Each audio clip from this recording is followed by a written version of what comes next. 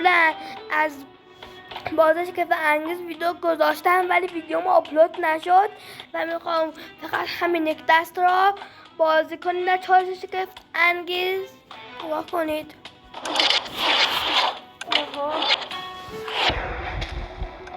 میشه بریم دست بازی.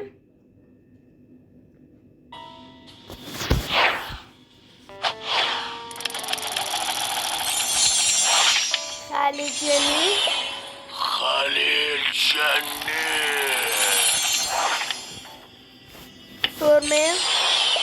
سرمه تکچش و کمیسر که ترکیب خیلی خوبی هم هست ولی من خلیلم ندارم. قبول دارید که قهرمان ها به لباساشون میخورن رو لایک کنید.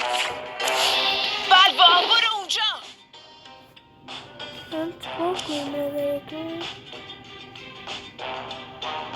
من محرم دارم اونجا بزنش تو.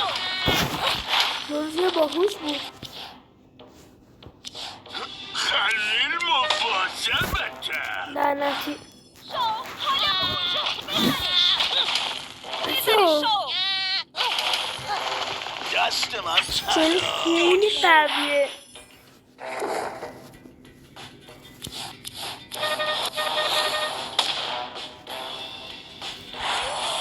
بکش توج داشتی. زنجیر اربا.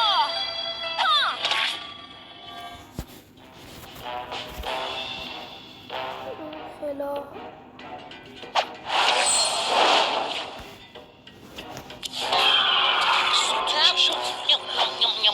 بچه ها بی نهایت عالی.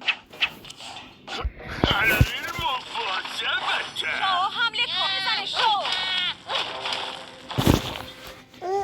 من روزی رو زدم.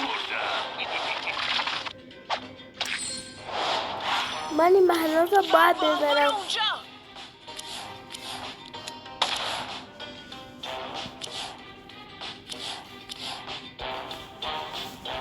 چشم ازت بر نمیدارم.